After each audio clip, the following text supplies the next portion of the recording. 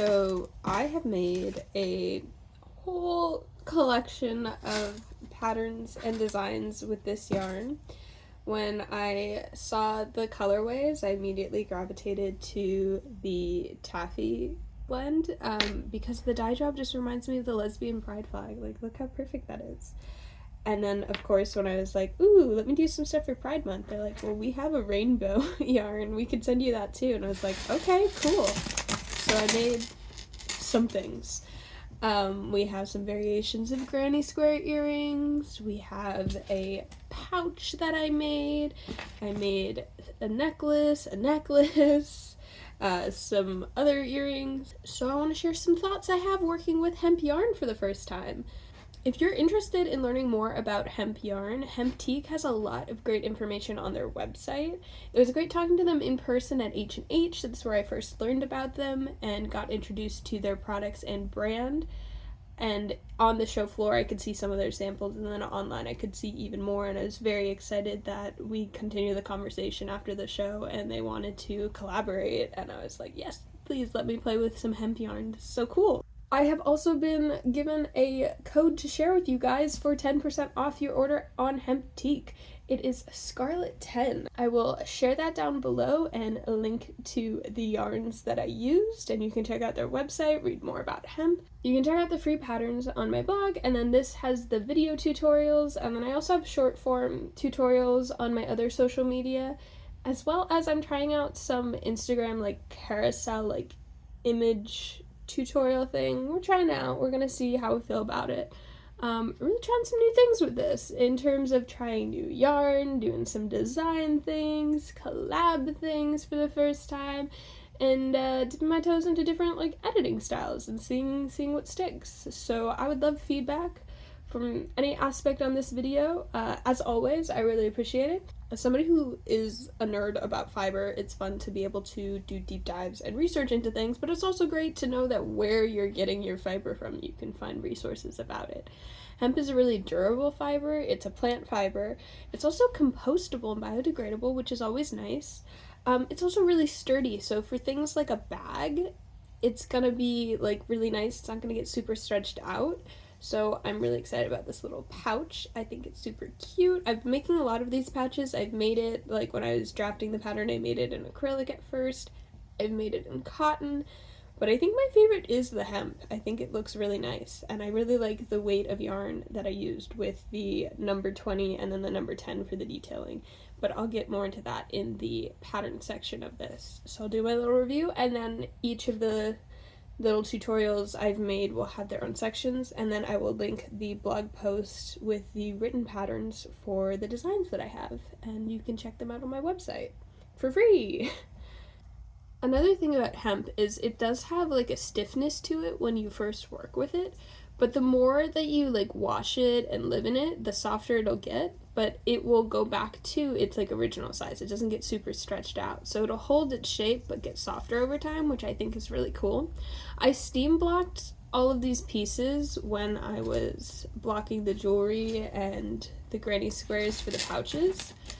I suppose I could have wet blocked them. I was more working with my timeline. Steam blocking worked really well, but I don't find it to be a super rough fabric. If anything, I think it's a personal sensitivity. I would rather wear a hemp choker than I would a wool choker.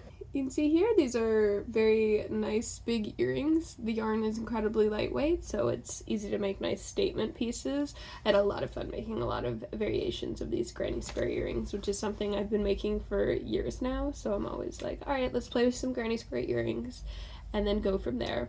I also liked working with the different weight yarns together. I thought they look really nice with each other.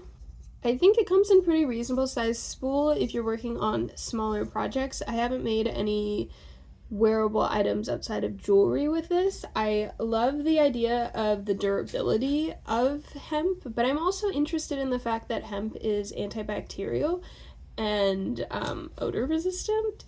As somebody who does crochet cosplay and these whimsical big costumes and wearables, that seems like a really cool thing for me to explore in a bigger project. So even bigger supply would be nice to see and try out for something larger. Also, you get kind of a more structured feel. I know I said it gets softer as you use it, but I think even being able to explore that as I make a project and having that sort of like stiffness to a piece could help me, and then I could like starch it after, or, you know, add a base to it. Like when you were working with a yarn that's like draping and stuff, it's not as easy to make like a structural prop or like an armor piece. But that's something that I would like to explore later in the cosplay uses of hemp yarn. This is a natural fiber. That's really cool. This is a pretty natural fiber. When I got started crocheting, I was in Michael's and Joann's buying acrylic yarn in all these wild colors. And I got really used to being pampered with that color selection. And I'm by no means saying you can't find that in natural fibers, but there are definitely some yarn brands who are like, we're all about natural. And then it's like just earth tones. That being said, all of these colors you see here are colors you can find on the earth. So if somebody says earth tones, I want to see every shade that exists. It better be Technicolor, because you can go all corners of the planet and see all colors. Earth tone, what does that mean? But that's my personal thing. Anyway, like it's just like browns and like faded greens, and that's boring to me. I love a good brown, but muted colors, that's not for me. So natural yarn blends that have beautiful colorways, that makes me really happy and makes me excited to work with a fiber like this. But the fiber itself has its own life cycle. It came from a plant, it's going to return to the earth, and I think there's something to be said about not having to make super permanent art that has to be on this planet forever. It's great to have heirloom pieces that are crocheted or knit with love and passed down from family member to family member. Getting to hold a blanket that was made by somebody you never met is a beautiful thing. You're like, they put hours of their life and hopefully love into it, but you know, you can spitefully crochet too, so I'm just saying. But they put their craft into that, and it reaches through time, and I get to hold that, and that's really cool. But not everything I make needs to last forever, and that's my take on it. So that being said, you're not going to make something with hemp and it's going to like disintegrate. I think when I say like it's going to biodegrade, people are like, I don't want my stuff to wear out. That's not how this is working. It's just not acrylic yarn in the way where like that's going to be there forever. Also kind of fun to work with a yarn that's not going to melt on me. I have been crocheting for over a decade. I've worked with a lot of different fibers. I haven't worked with hemp, but I have worked with stiffer fibers before. And the trick to that is you have to get used to adjusting your tension as you work. Like, if you're working with a softer fiber, you can do that thing where you kind of finesse the stitches as you go, and you can finesse maybe the first or last. Also, if you see these dang fruit flies going around in this video, or like other clips, I promise they're bothering me more than they're bothering you. It's just been a real problem this summer. It's killing me too. But tension.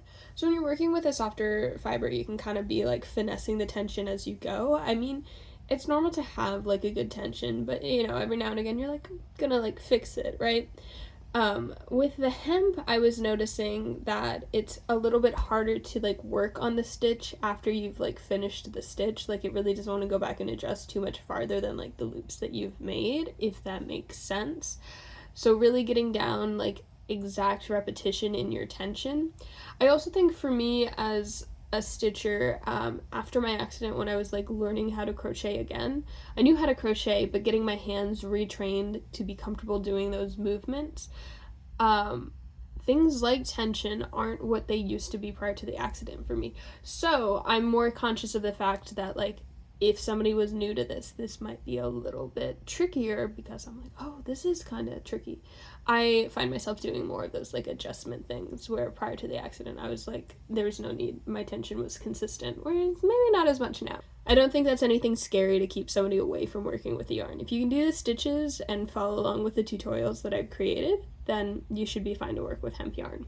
Another thing I'll say is it's comfortable to wear, but it is a stiffer yarn, and I kind of powered through and made all of these in like 2 days. And when I was getting to the point where I was stitching really fast, my fingers like, this is rougher than your soft yarn, and it was like, not my favorite thing. Like, I didn't get rope burn or whatever, which I have done with a really rough yarn. It might have just actually been rope at one point. But be conscious of like what yarns you're using. You might need to like moisturize if you're using things that are a little bit like stiffer.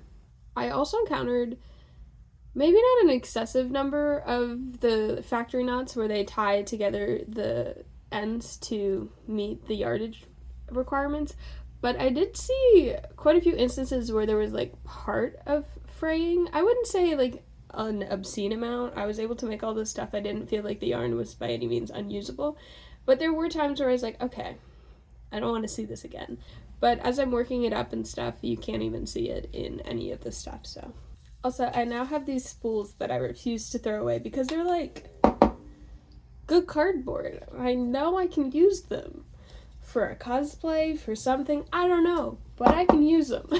So now I'm keeping them. But once I figure out something cool to use them, I will throw it under my Hemptique tutorials on my blog, and I'll let you all know. Because we save the good stuff here. We reduce, reuse, recycle when we can. These were my thoughts as a first-time yarn reviewer, as a creator of yarn cosplays and crochet jewelry, as a queer artist trying to make some fun jewelry for Pride Month, specifically speaking to the lesbian pride and queer pride flags, because that's what these two colorways reminded me of, and getting really excited to try a new fiber. Here are the yarns that I was sent. So I have one of the number 20 spools and 3 of the number 10 spools in each of the colors, rainbow and taffy, and aren't they pretty? I'm very into them.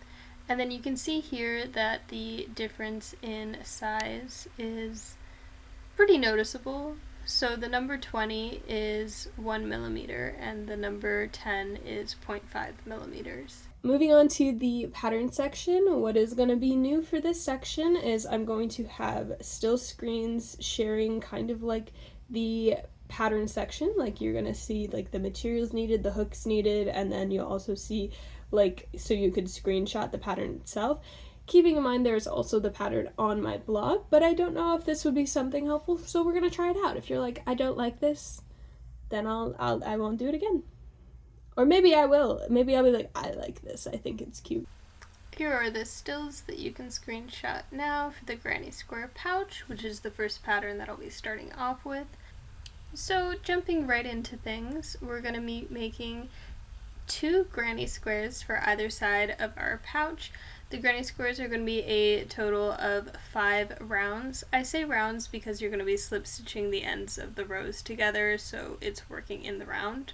We're going to start off with a magic circle that we are working our half double crochets into. The first half double crochet in our cluster of 3 is actually going to be a chain of 2, and then from there we're going to continue a pattern of chaining 2, and then we're going to half double crochet 3, little cluster of a half double crochet 3, chain 2, and continue that around until we have 4 clusters of our 3 half double crochet, and we have 4 of those chain 2 spaces, which are our corners.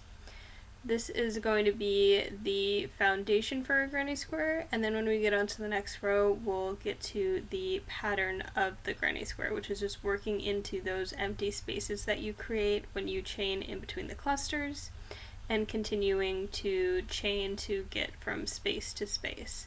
What's nice about granny squares is that for the most part you're working in really open spaces instead of the stitches themselves, save for when you slip stitch at the beginning to connect the end of the rounds.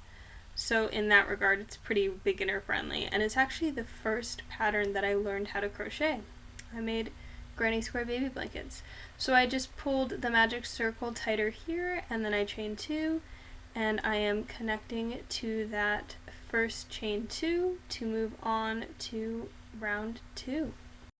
Jumping into round 2 or row 2, whichever you prefer. Since we slip stitched to connected, I say round because it's working in the round. We are going to chain 3 because we need to start working in a chain space, and in this instance all the chain spaces we're working in this round are going to be corner spaces. For all of the corner spaces throughout the granny square, you are going to be working 2 clusters into that one space. So you're going to be doing a cluster of 3 half double crochet, chain 2, 3 more half double crochet in the same space. When you're going from cluster to cluster outside of a corner, you're going to chain 1, and then that creates the chain 1 space that you'll work into in the next row. The reason we chain 3 at the beginning is that initial chain 2 still acts as a half double crochet, but the chain 1 is our chain 1 in between the cluster. So as we work this final corner, we're going to do our half double crochet 3 times for our first half double crochet cluster. We're going to chain 2, and then we're only going to do 2 more half double crochets because our first chain of 3, 2 of those chains are our first half double crochet, if that makes sense. It's going to act like our first stitch, so we just incorporate that chain right there with a slip stitch.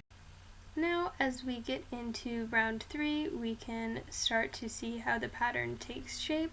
So when you start a row where you immediately have this open space where you're going to do a cluster, you are going to chain 2. That is still going to act as your first stitch, and you're going to half double crochet 2 into that open space. You're going to chain 1, and then you have a corner, so you're going to do 2 clusters in one spot, and you're going to continue going around into your open spaces with 1 cluster, chain in between, chain 2 in the corners. And then you will eventually get to these larger granny squares. I did switch colors because I made the samples in both colors. So I have made the 2 granny squares of each color, and then they're stiff here because I blocked them with steam, and I block almost all of the pieces that I made patterns for, so I actually do a section on blocking at the end of all of the stitching tutorials.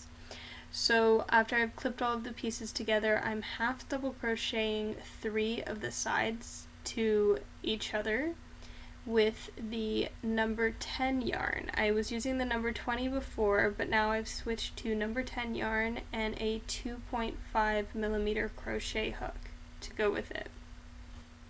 I chose to stitch directly into each of the stitches, making sure that they were lined up. And for the chain spaces, you could go into the chain spaces like you were for the granny squares, but I went into the stitches themselves, into the chains. And for the 2 corners that you will make, in both of the chains, for the chain 2 spaces of the corners, I put 2 half double crochet. So you're going to have 4 stitches in the corner instead of having 2, because you're increasing. And then you just continue around until you have 3 sides of the pouch and you have 1 open side. From there we are going to stitch around the top to do the top detailing. In the first round for the top, we're going to be going around doing half double crochet. In the center, we'll be doing an increase, so in stitch 12 we increase. At the seams where we start, there'll be an increase, and on the other side in the center, about 12 stitches in, there'll be an increase. So you're going to do 1 half double crochet around in every stitch, except for 4 stitches where you'll have 2 half double crochet in 1. And then for the next row, we are going to work on making our gaps where the chain tie that we use to tighten the bag will go through. To do this, we're going to do a group of 2 double crochet, chain 1, skip a space, and then 2 double crochet, chain 1, skip a space, 2 double crochet, chain 1, skip a space, creating those little gaps that we will weave the tie through when we add the tie to our pouch. For the last row, to get the scallop effect, we are going to be single crocheting in between those double crochets that we did, and then we're going to be doing 6 double crochets into that open chain space. And we're going to continue that all the way around, doing our single crochet in between our double crochet and 6 double crochet scallops in each of the gaps. And that is how you get the scalloped border. and also have the spaces to tie the chain at the end of your pouch. So now we're going to move on to making that chain tie. It's really simple. You just chain a length with the yarn as long as you want the tie to be. In this case, I did about 75 chains, and then I cut it, and you have your tie for your pouch, and then all you have to do is weave it through the little gaps that we made, and then when you tighten it, you have a little pouch. I really love the durability of the hemp here. It feels like it'll be a really strong pouch to use, and the ties feel nice and strong too. I can pull really tight and I don't feel like I'm going to rip the chains or anything. Overall, I think it's just a really adorable little pouch, and I'm very happy with it. So if you make it, let me know what you think, if you like it too. You can tie up a little bow. Sometimes when I make ties for bandanas or pouches, I will also put charms at the end of the chain. That could be something to do here. For this one I didn't. I wanted it to be just the hemp, but it's an idea. The next pattern that we have is the crochet scallop choker.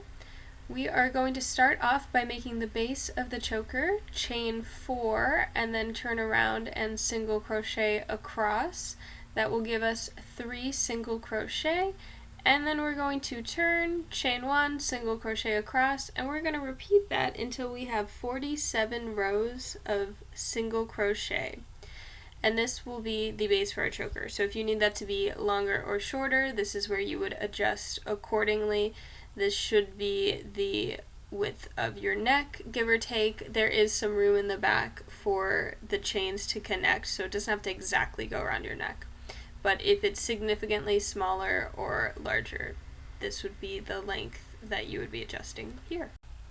Once we have that base finished, we are going to cut the yarn, and we're going to switch to our finer yarn. We're going to grab that number 10 yarn and our 2.5mm crochet hook, and we are going to single crochet directly into the sides of the rows that we just stitched. And we're going to go across. When we get to the end, we are going to chain 6 so that we can flip over to the other side and stitch back directly across the other side. So we're going to give it a nice border, and on the ends we're doing these chain 6s because that's where we will attach our ribbon clamps so that we can put all of the jewelry findings on. We can attach those jump rings and the clasps so that it can be a functioning necklace. This border helps give it a nice touch, nice little delicate detail, but also on one of the sides it will be easier for us to work into each of these stitches as we work on our detailings. So here we're going to start making the bases for our scallops. So we are going to chain, and we're going to do 4 chains of 7, and then we're going to slip stitch into the 5th stitch from our hook, that 5th single crochet from the hook, and we're going to do that 3 more times. We're going to chain 7, single crochet into the 5th stitch. When we get to that center chain or the 5th chain, we're actually going to do a chain of 9 and give ourselves 7 stitches to slip stitch into, and then we'll continue the pattern of chaining 7 with a slip stitch into a space of 5 stitches.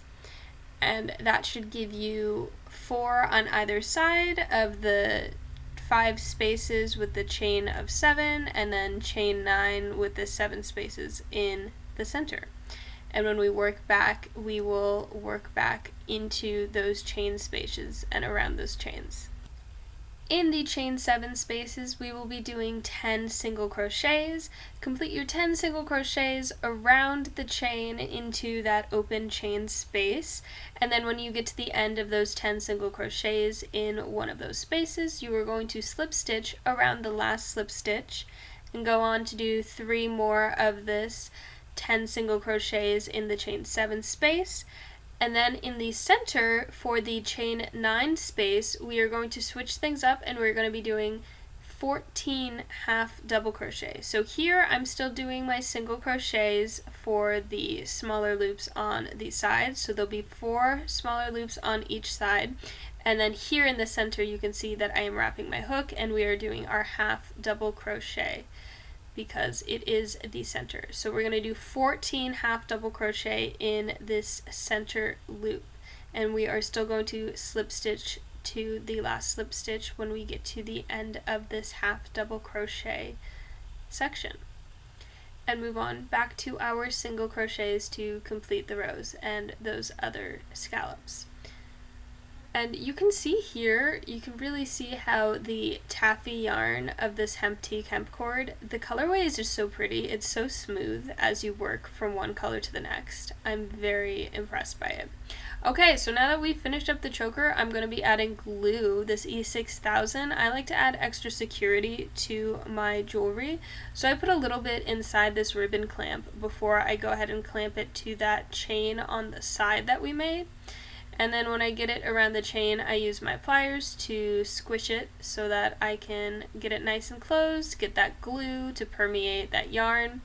And then I start stacking on those jump rings so that one side I can have a set of jump rings for an adjustable length of closure. And then the other side I'm going to put my jump rings, and then I'm also going to put on a little lobster claw clasp or whatever your preferred closure for a necklace would be. And here it is all finished. And now we jump into the other choker design I made.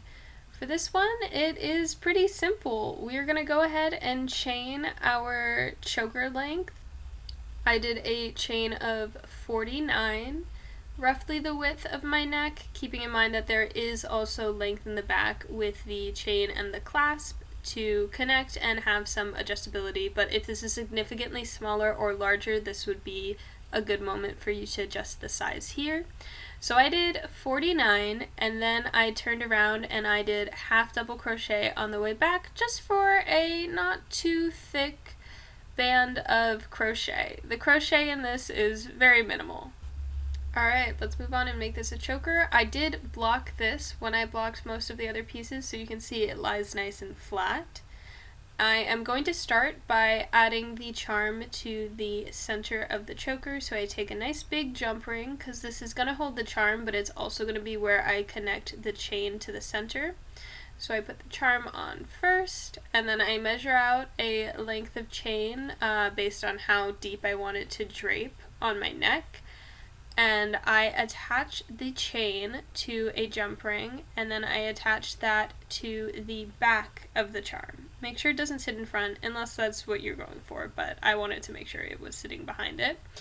And then I start attaching those jump rings for adjustability on one side, and then making sure I go on the other side and attach a jump ring with a lobster claw clasp so that I can connect this necklace and wear it.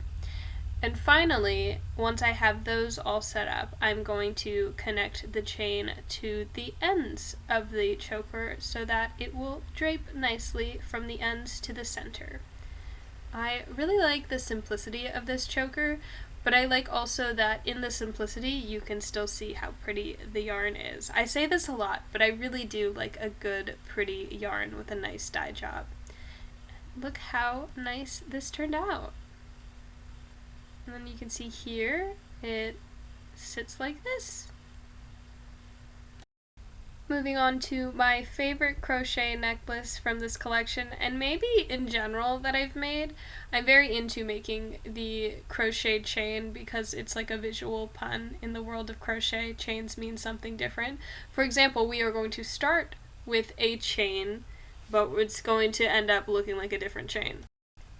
So we're going to do a chain of 21, and then we're going to turn around and do half double crochet back so that we have a row of 20 half double crochet. And then we're going to cut. This is going to be the base for our chain link. Make sure to leave a reasonable sized tail because you will be using the tail to sew the ends of the chain link together into a loop. So do this 8 times. You can add more or less chain links depending on what you want. It's kind of curly here, you can see, but then I block it before I go ahead and I start stitching it together just so it can lay a little bit nicer and it's not curving in on me. The hemp yarn is nice, it's very durable, but it does like to fight a little bit as I try to hand stitch it together, so I did have my jewelry pliers with me and I went ahead and I used them as needed. Probably the most critical thing to note is after you've attached the first loop to itself, you're going to be looping the chains around themselves, and that's about it. You just make these loops and you connect them around themselves, and then you can add all of the jewelry hardware that you need to it, like the jump rings and the actual chain if you want to mix the two, or you could make it just with the crochet chains if you added more of them. And then I use the pliers to add the jump rings, and it's really as simple as that. I love how this came out, and I love knowing that because it's hemp yarn, it's not going to get super stretched out the more that I wear it, and it'll hold its shape, which is awesome. Now let's jump into some of the earring designs. We'll start off with these hoop earring patterns. I picked up these hoops at the craft store and finally felt motivated to try them out. So the key to these is that they will open up so that you can string beads on them or whatever you need to do, but if you're going to work with them, they're going to keep opening unless you secure them. So to secure them, you open them and then you fasten them by like closing them in again, and then I just bend them up so that it won't be pulled out. And for the first one, very simple, we're just going to single crochet all around the hoop, and that's it. This one's simple, but because the yarn is so pretty, it's got that nice colorway to it, it's kind of okay that it's simple. The yarn is really speaking for itself, and it just is nice, and I like it as is. I can't really pick a favorite out of these. For the next one, we're going to go ahead and do the exact same thing as last time, single crocheting all the way around. But this time when we get to the end, we are going to chain 2 and turn, and then we are going to half double crochet 2 in every stitch all the way around. This will be an increase in every single stitch, and it's going to give us that nice fun ruffle texture as we go around. I really like this one too. I like the sense of movement. I feel like the color change alone adds like a feeling of movement to it, and then when you couple that with the yarn itself feeling really structural, it has a really, really fun, playful vibe to it, and I totally dig it. It's also nice because you end up with these bolder statement earrings, but they're still super lightweight thanks to the yarn. And last but certainly not least is the scallop design for our hoop earrings. We will be making 8 of these scallops. We start off by doing a slip stitch around the hoop, making sure to work around that end when you start these so that you have one less end to weave in. Then we go from slip stitch to single crochet, and then we're going to go to half double crochet. And this is the pattern that we repeat for all 8 of the scallops. So we do a double crochet after our half double crochet, and then we do another double crochet, and we do another double crochet. So we're going to have 3 double crochets in the middle, and then we return to our half double crochet, we return to our single crochet,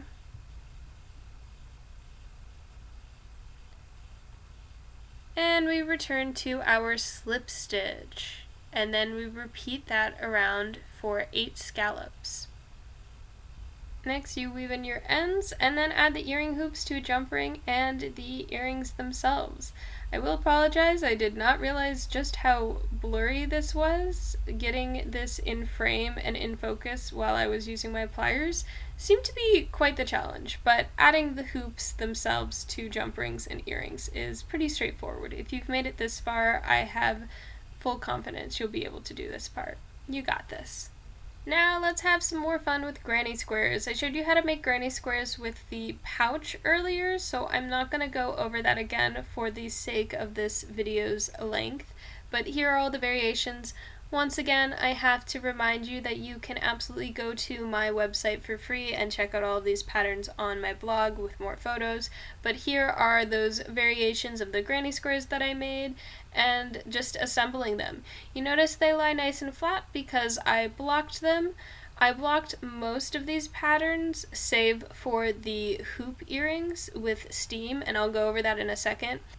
The fun with this is just deciding what size granny square you want, what weight of yarn you want to play around with. You can see here that I've used both of them, and this one I have just the number 10, making tiny granny squares, 1 row, each and then adding 3 of them to one earring. And they are longer earrings, but again, they're very lightweight. This is super light yarn, so you can go and make these bigger statement earrings but not have to sacrifice any of the comfort, which is very important to me as somebody who likes dramatic earrings.